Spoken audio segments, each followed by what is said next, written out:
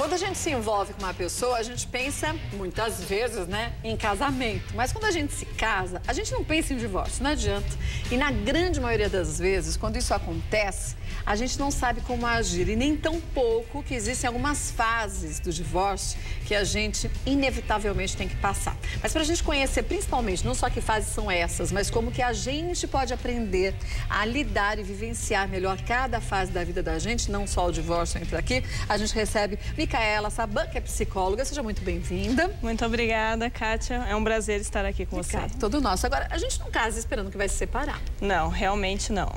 Inclusive, quando há separação, há um sentimento muito grande de fracasso, de que fez alguma coisa errada ou que o parceiro fez alguma coisa errada. E, de fato, às vezes, algumas uniões não dão certo e ocorre muitas vezes o divórcio. Então, em vez de ser visto como algo natural ou algo que vai melhorar a vida das pessoas a longo prazo, isso é sentido como um fracasso. Porque é muito pior, eu acho, você viver com uma pessoa que já não tem o menor jeito, você já não tem nem mais respeito por ela, do que se separar, né? Sim. Sim. É que muitas vezes a gente acha que não só a gente errou, mas a gente acha mais que o outro é culpado. É difícil a gente encarar os nossos próprios erros, principalmente num relacionamento, né? Sim, quando há separação, há muito uma sensação de perda, de rejeição. Então, isso sobrepõe aos aspectos que uniram o casal, ou aos próprios aspectos da própria pessoa. Então, foca muito mais numa rejeição, num abandono, aí vem sentimentos de raiva, de decepção, que encobrem todo o resto do processo que na hora não é visto, né? Existem algumas fases do divórcio, quer dizer, uma vez que o casal resolveu se separar, e aí quando um, de fato, sai de casa, porque aí parece que, de fato, as coisas estão confirmadas, puxa, me separei de verdade. Existem fases importantes que a gente tem que vivenciar, até para a gente conseguir digerir tudo que está acontecendo na vida da gente de uma forma positiva? Sim, a separação é uma perda, é a perda do relacionamento. E essa perda sofre os processos do luto, que é esse processo maior de separação. Então, quando você se separa, você não se separa de uma pessoa, você se separa de diversas situações. Então, é com quem você conversava, é com quem se tomava café da manhã. Mesmo que para brigar, né? Mesmo que para brigar. Às vezes é só atenção, é o fato de ter alguém perto, de dormir junto. Então, mesmo quando a situação está muito ruim entre o casal, quando isso se perde, é um processo de luto. Ainda mais quando começou o casamento com as pessoas muito jovens. Quer dizer, lá no início eram muito jovens. Quer dizer, cresceram, amadureceram juntos e depois não sabem mais lidar com essa novidade que é passar a viver sozinho. Porque não tem isso na sua história de vida, né? Exatamente. É uma mudança muito grande e é uma mudança em diversos aspectos da vida da pessoa. É com quem ela conversava, é com quem ela recebia afeto, atenção, com quem ela construiu parte da vida. Então, é de fato uma mudança muito grande. E essas mudanças têm diversas fases. Cada um vai passar por isso de uma forma particular. O que a gente vai dar aqui, conversar, é um panorama mais geral, mas pode ser que tenha gente que pule uma fase ou que vai e volte nas fases, mas nós vamos dar um panorama do que é geralmente o que acontece com as pessoas que se separam. Mas quem tem filhos vindos desse relacionamento, aí essas fases são diferentes, esse luto, ele também requer uma habilidade maior para que a gente também não coloque na criança uma responsabilidade muito grande? Então, as fases são as mesmas, mas tem que ter realmente um cuidado muito especial quando você tem as crianças. A relação que termina não é a relação da família, é a relação do casal. Os filhos tem que ser preservada a relação. Né? Exatamente. Então, os pais têm que tomar muito cuidado para todas essas emoções que vão surgir com o divórcio, entre eles, não afetem ou não sejam depositados na criança. E também uma coisa super importante, que muitas vezes ocorre, é quando os pais se separam, o pai ou a mãe deposita uma carência no filho. Então, o filho passa a ocupar um lugar ali na família que não é o dele. Como se ele fosse responsável a partir de então para dar mais atenção e suprir aquela carência do pai ou da mãe, né? Exatamente. E isso é, assim, o mais prejudicial que pode ocorrer no divórcio. nessa relação, porque você atribui responsabilidades à criança que não são dela. A criança, mesmo não entendendo direito o que acontece, ela sente a mãe sofrendo ou o pai sofrendo, ela sente essa necessidade sendo depositada nela. E não tem estrutura, não é o lugar da criança, enfim, compromete outras relações que não têm a ver com a relação do casal que se desfez. Mas quais são os principais pontos dessa readaptação, vamos falar assim, depois do divórcio e esse luto importante para a gente passar? A primeira fase, qual seria? Então, a primeira fase é a negação. Então, ocorre o divórcio, as pessoas mudam de casa, tem uma outra situação, principalmente quando esse divórcio é uma coisa muito difícil, muito sofrida, a tendência humana é agir como se nada tivesse acontecido. Então, a pessoa continua vivendo lá, não, eu preciso acordar, trabalhar, preciso fazer minhas coisas. Como se não estivesse sentindo nada. Exato. Então, não, eu tenho que ser forte, tem toda uma pressão social de não, tem que tocar a vida, tudo. E, gente, acabou de acontecer uma mudança super importante na vida, né? Mas, geralmente, há essa reação de negação. Que pode durar quanto tempo? Tem mais ou menos um tempo? Porque cada fase tem um tempo importante para a gente conseguir refletir, aceitar e aí sim respirar e falar, tá bom, agora essa nova situação, qual o próximo caminho que eu tenho que seguir, né? A negação geralmente é uma fase breve, porque a pessoa vai se deparar com a situação de chegar em casa, o marido ou a esposa não está lá. Então, essa realidade dessa mudança, ela é forte. Então, essa negação geralmente não dura muito tempo. E aí entramos numa fase seguinte, que é quando você tem essa perda de muitas situações que são normais no cotidiano e de repente muda, você tem, qualquer ser humano, em qualquer situação, reações emocionais. No caso do divórcio, a raiva é bastante... tem um peso muito grande. Raiva, sentimento de fracasso, indignação, mágoa.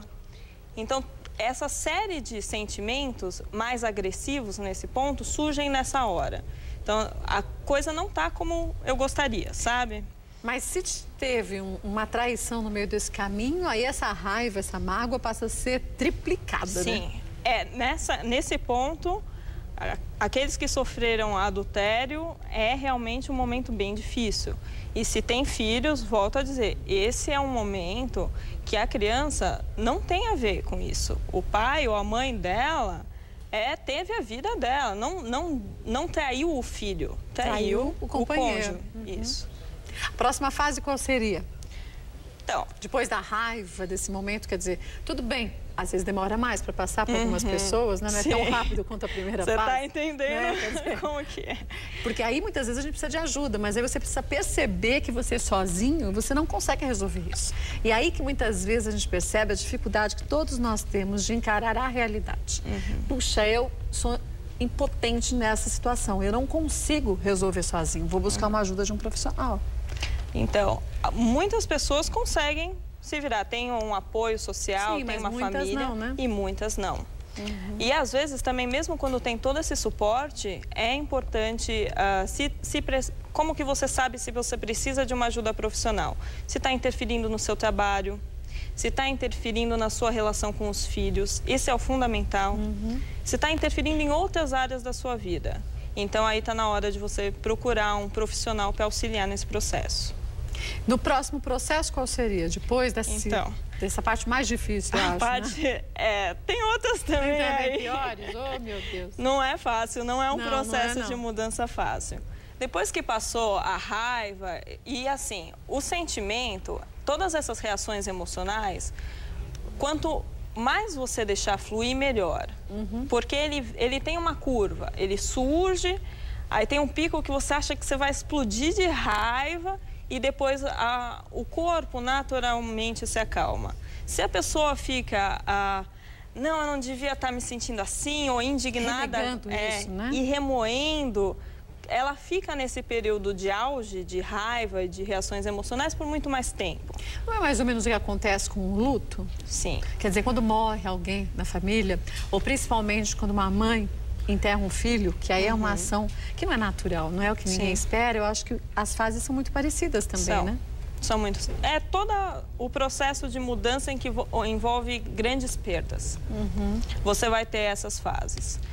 E seguindo, então, quando a pessoa, então, se acalma um pouco de todas essas turbilhão emocional que ocorre, você tem uma fase que chamam de barganha. Barganha? Você faz literalmente uma barganha com o outro? Às vezes não precisa nem ser com o outro, é com você mesmo, assim. Quando a pessoa perde uma situação, ela volta com antigos padrões que no passado funcionaram. Então, às vezes tenta voltar com o parceiro, às vezes tenta voltar com parceiros antigos, ou às vezes fica fantasiando sobre isso, fica relembrando. Então, essa é uma fase onde tenta se recuperar aquilo que foi perdido. E, geralmente, como são raros os casos em que, a não ser que seja uma separação temporária, né, mas geralmente não é, isso também logo passa, porque não funciona. Quer dizer, o resultado vai ser um resultado que não é aquele que você deseja, é só aquele conhecido, né? Exato. Se você fez o que você sempre fez e não funcionou, não vai ser. Exato. Né? É verdade. Você vai ter que começar uma história de novo, com um outro, e até com um amadurecimento diferente. Exatamente. Porque eu acho que quando acontece uma separação, não tem um culpado. Os dois, de cada um do seu jeito, contribuiu para aquilo, claro. Né? Até por omissão, porque a omissão também é uma participação no relacionamento, né? Muitos relacionamentos desgastam por uma falta de comunicação. Então, porque ele sempre fez isso, ou ela sempre reclama disso. Mas você sentou e explicou como você se sentia? Ou só reclamou? Assim, você sempre fala isso. Ou então quer que o outro adivinhe, Exato. Né? Você não sentou e realmente abriu o seu coração ali, entendeu? Então, tem, de fato, foi construída em conjunto, cada um tem que assumir a responsabilidade. Mesmo porque para fazer uma coisa diferente depois. É verdade. Mas depois desse período, qual um período que a gente pode dizer que a pessoa, a partir daí, ela já está pronta para, aceitando essa nova realidade, ela começar literalmente a ver o que é importante para ela, o que é importante para os filhos, esquecendo um pouco da relação que ela tinha no passado? Então, quando termina essa parte de barganha, dessa negociação aí meio furada, né? Aí a pessoa repara que realmente a relação acabou. Aí vem um período, a gente chama de depressão, mas não é a depressão que a gente está acostumado à médica, é um período de tristeza. Tristeza por não existir mais aquela relação e as inúmeras situações que essa relação trazia, né? Todo o afeto, toda a atenção. Então, depois que passa esse período de tristeza, quando a pessoa começa a se sentir em paz com esse acontecimento, quando ela aceita que de fato a separação ocorreu, que vai ter que ter uma nova vida, mesmo que ela ainda esteja triste, ela entra numa fase de aceitação. E essa fase é importante. Então, estar ok se sentindo daquela forma.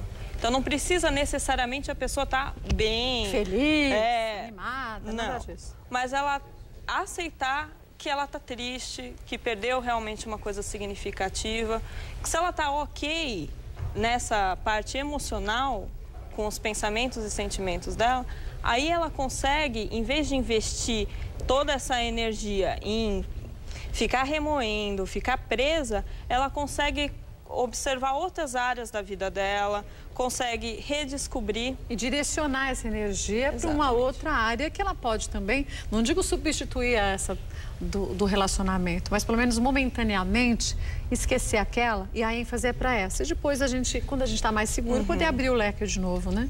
E desenvolver. Porque quando a gente está num relacionamento, ocorre uma mistura aí, você se adapta ao outro. Então, quando há a separação, é um excelente momento, quando já está nesse ponto, da pessoa se redescobrir e relembrar o que gosta, ou redescobrir novas coisas, se desenvolver no trabalho, se desenvolver na sua família. Ver o que é importante para ela, Exatamente. Né? E não mais como antigamente para o casal. Agora, a gente pode pensar um pouquinho na gente, quer dizer, qual o rumo que eu quero dar para minha vida.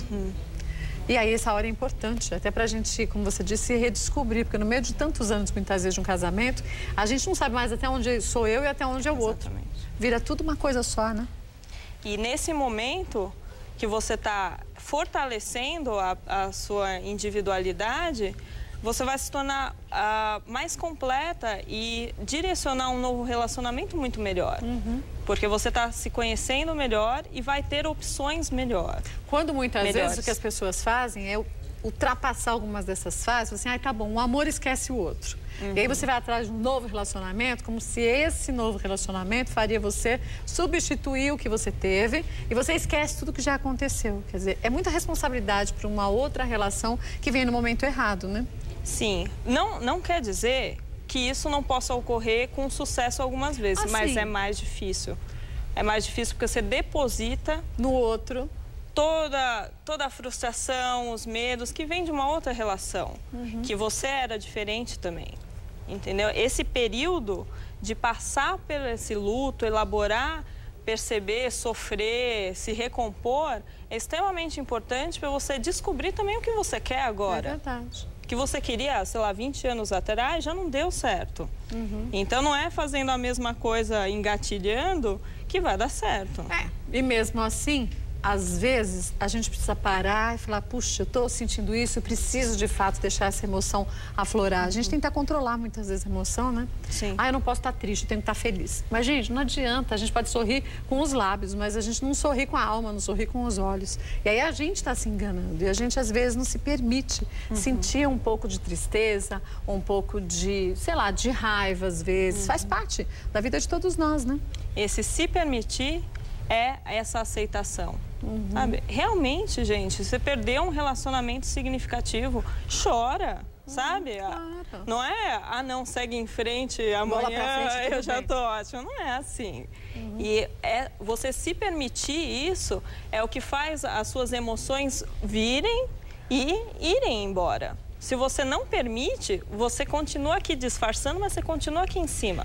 E aí, cada vez fica mais difícil sair dessa fase, Exatamente. Né? Por isso que é bom a gente tentar se conhecer um pouco. Isso até dentro de um relacionamento mesmo. Tentar se enxergar como a gente enxerga o outro, com uma transparência tão grande, tão boa, mas às vezes a gente não se enxerga do mesmo jeito. A gente não sabe sentar, se a gente falasse aqui, escreva 30 defeitos que você tem. A gente escreveria rapidinho. Agora, 20 qualidades. Você pensaria muito mais tempo nas qualidades do que nos defeitos. E a gente tem que ver onde a gente é bom e o que a gente tem de bom, para não valorizar só aquilo que a gente tem que melhorar. Às vezes a gente inverte um pouco a prioridade, né? Exatamente.